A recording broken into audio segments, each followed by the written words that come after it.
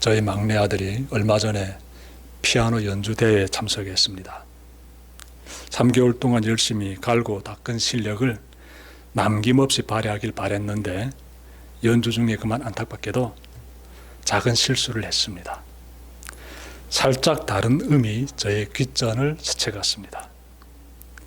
아이가 얼마나 놀랐을까 걱정하면서 더욱 긴장된 가운데 아이를 위해 기도드렸습니다. 감사하게도 연주는 잘 마무리되었어요. 다른 실수는 이어서 나타나지 않았습니다. 자, 연주가 끝나고 로비에서 아이를 보니 안색이 좀 굳어져 있었습니다. 대상을 목표로 열심히 연습했는데 그만 실수를 했으니 낙심한 것입니다. 아내와 학원 선생님이 너무 잘했다고 뜨겁게 격찬해주자 아이의 안색이 서서히 풀어졌습니다. 그리고 몇 시간 뒤 당 회장 상이라는 이런 상을 받았다는 연락이 오자 너무 좋아서 활짝 웃는 것을 보았습니다. 아이를 바라보며 기쁨에 대해 생각해 보았습니다. 기쁨에 대해.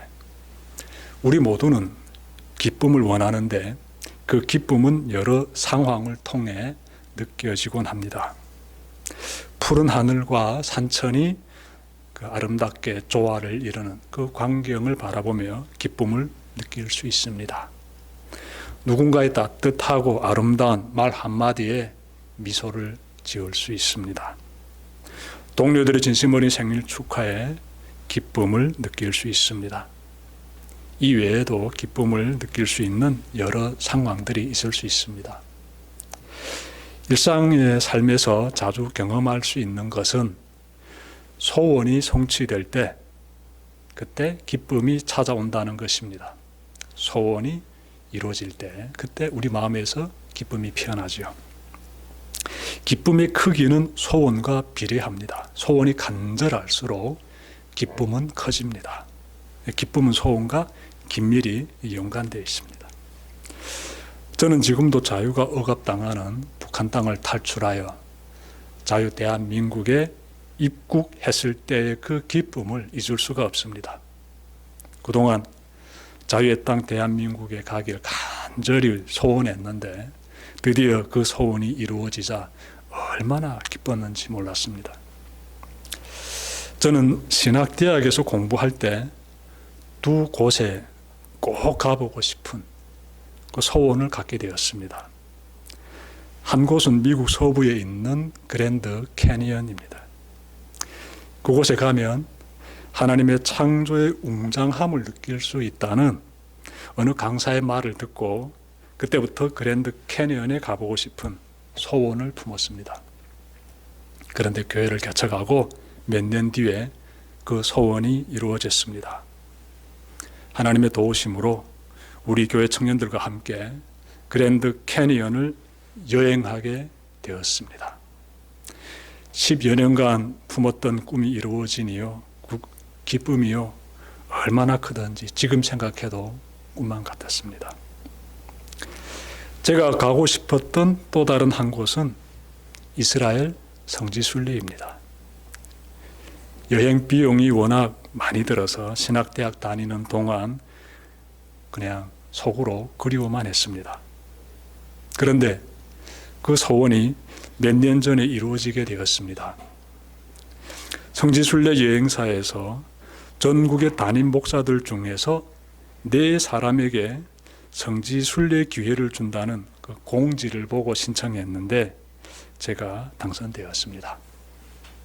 정말 기쁘고 감사하더군요. 중동 정세가 지금은 좀 긴장되어서 그쪽에 들어가기 힘들지만 좀 나아지게 되면은 그러면 곧 들어가게 됩니다.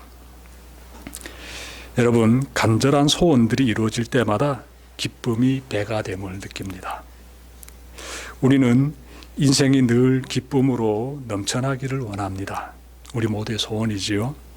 자, 그러자면 어떻게 해야 할까요? 늘 기쁨 가운데서 살아가려면 어떻게 하면 될까? 한번 살펴봤으면 좋겠습니다. 물론 가장 좋은 방법은 늘 소원을 품고 또 그 소원이 이루어지는 것을 경험하면 되겠지요. 어떤 소원을 품었는가에 따라서 일상이 기쁨으로 가득 찰 수가 있습니다. 여러분, 사무엘하 6장은 이 부분에 대해서 말씀하고 있습니다.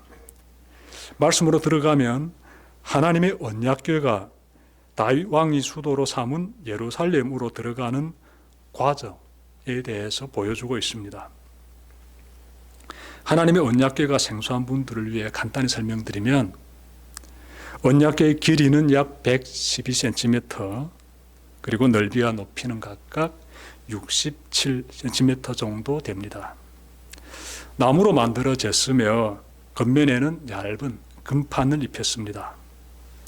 언약궤 안에는 하나님의 10계명이 기록되어 있는 2개의 돌비석이 있습니다. 하나님은 언약궤 위에서 모세와 만나셨으며 대제사장들과 만나셨습니다. 그러므로 이스라엘 민족에게 있어 언약궤는 하나님의 임재의 장소였습니다. 이러한 언약궤가 수십 년 가까이 바알레 유다라는 지역 이름인데, 바알레 유다에 있는 아비나답의 집에 보관되어 있었습니다. 아비나답은 사람 이름이에요. 그곳에 보관된 이유를 간단히 말씀드리면, 이스라엘의 초대 왕인 사울이 언약궤에 별로 관심을 두지 않았기 때문입니다. 사울의 뒤를 이어 이스라엘의 왕이 된 다윗은 예루살렘을 수도로 삼고, 그리고 숙적인 블레셋을 물리친 다음 그동안 품고 있던 아주 중요한 일을 추진하려고 합니다. 다윗은 늘 하나님을 사모하며 하나님 가까이에 머물기를 간절히 소원했습니다. 다윗의 소원이에요. 하나님과 늘 가까이 함께하는 것. 그것이 다윗의 간절한 소원이에요. 그는 자신이 왕이 되고 또 이렇게 수도도 마련하게 되자 그 지금까지 품고 왔던 소원을 이루려고 합니다. 그는 하나님의 임재 장소가 되는 언약궤를 바알레 유다에서 수도인 예루살렘으로 옮기려고 합니다. 예루살렘에서 바알레 유다까지의 거리는 대략 13km 정도 됩니다. 다윗은 새 수레에 언약궤를 싣고 군사 3만 명의 호위 아래 언약궤를 옮기기 시작합니다. 다윗과 군중은 전심으로 악기들을 연주하며 출발합니다. 바알레 유다를 출발한 대오는 유대 산지를 천천히 통과합니다. 사람들은 언약궤를 실은 소수레를 조심히 끌고 이동했을 것입니다. 그런데 한참을 이동하여 나곤의 타작 마당에 이릅니다. 바람이 잘 부는 언덕에 타작 마당이 있었으므로 나곤의 타작 마당도 유대 산지의 어느 언덕에 있었을 것입니다. 우리는 나곤의 타작 마당이 정확히 어느 곳에 있는지는 알 수 없습니다. 그 지역 이름은 알 수 없어요. 성경이 그 부분을 기록하고 있지는 않습니다.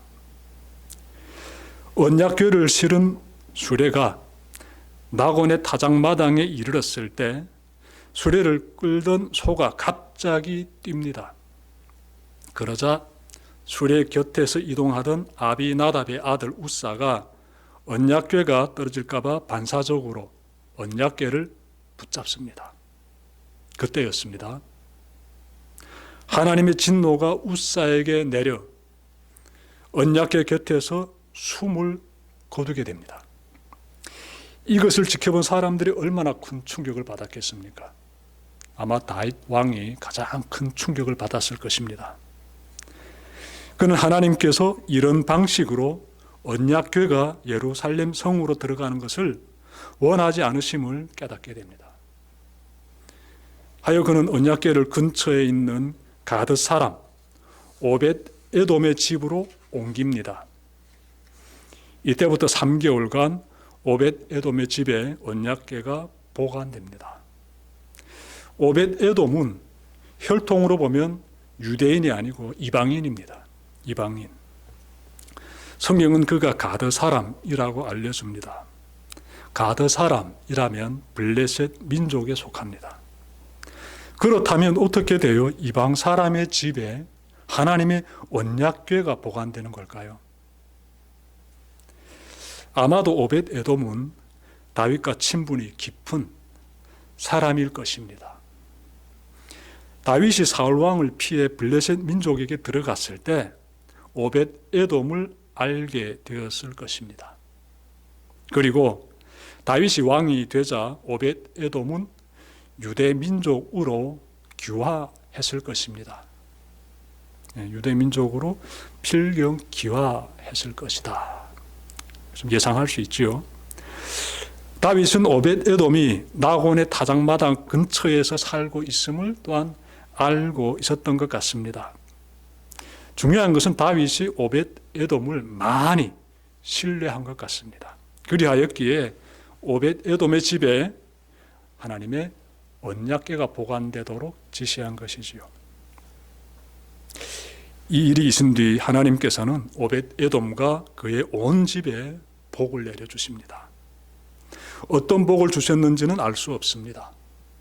하지만 충분히 상상할 수는 있습니다. 마을 사람들은 오벳 에돔의 집을 지켜봤을 것입니다. 왜냐하면 언약궤를 다친 사람이 그 자리에서 죽임당했기 때문입니다.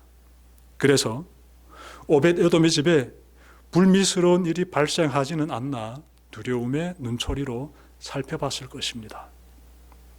그런데 시간이 갈수록 오벳 에돔의 집에 하나님의 복이 임하는 것입니다. 그 복이 어떻게 임했는지는 알 수 없습니다. 하지만 우리가 상상해 볼 수는 있습니다. 예를 들면 이런 것이지요.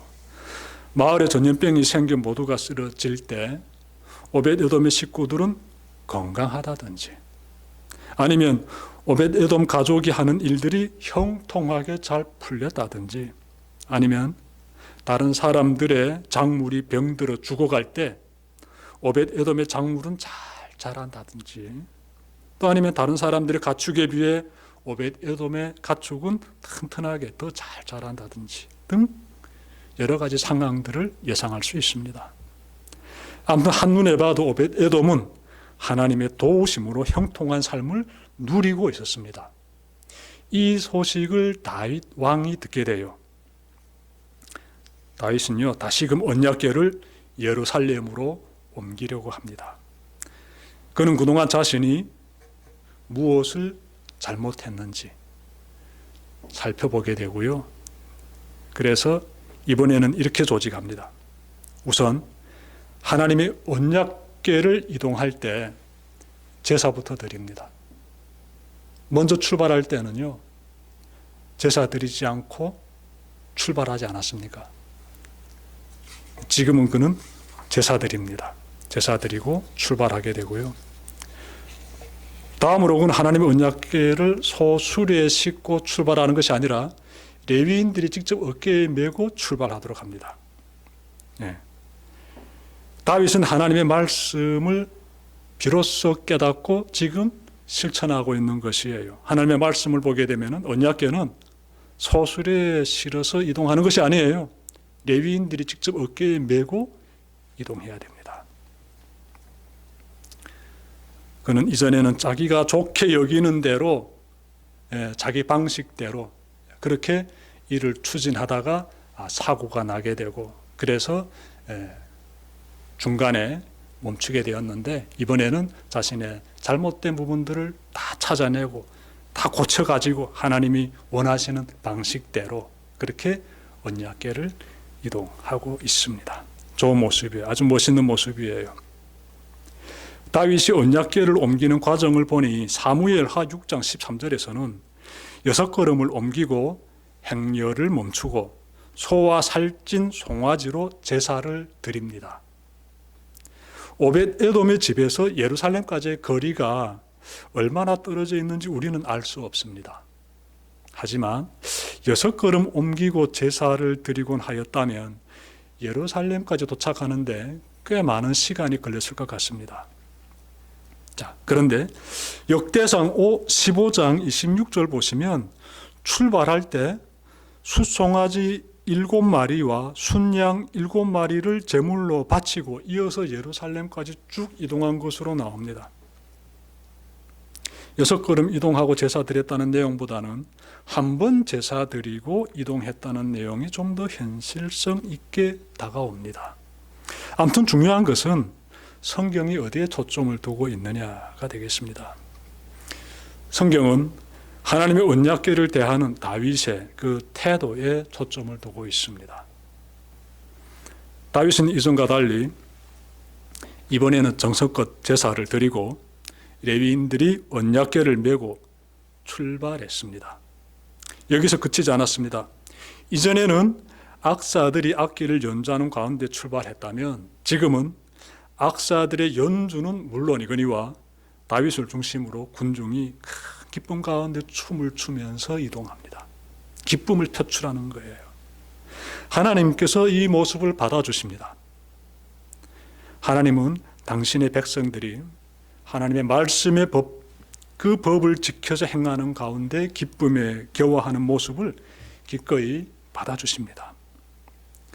하나님의 언약궤가 드디어 예루살렘 성에 들어서자 다윗의 기쁨은 하늘에 닿습니다. 그는 온 힘을 다해 춤을 추었습니다. 하나님이 나와 그리고 이스라엘 민족과 함께 하심을 현장에서 체험하고 있기 때문입니다. 다윗의 소원은 하나님께서 나와 함께 하시고 더 나아가 이스라엘 민족과 함께 하시는 바로 그것인데 그 소원이 지금 이루어지고 있으니 얼마나 기뻤겠습니까? 큰 기쁨 가운데 있습니다. 여러분, 우리도 다윗처럼 하나님의 말씀을 지키는 그 가운데서 하나님과 함께 하길 간절히 소원해야 합니다.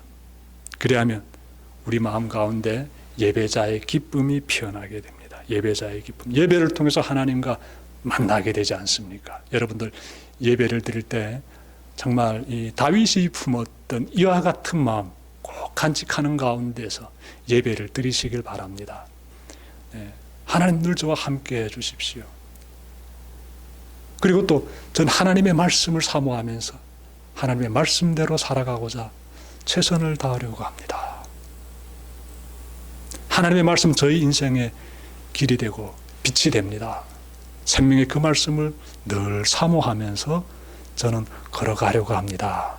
하오니 하나님 저와 함께 해주십시오. 간절히 소원하면서 예배 가운데 임하실 때 그때 우리 하나님께서 다윗에게 부어주셨던 그 임재의 큰 기쁨 여러분의 심령 가운데도 충만하게 흘러넘칠 줄 믿습니다. 기도드립시다.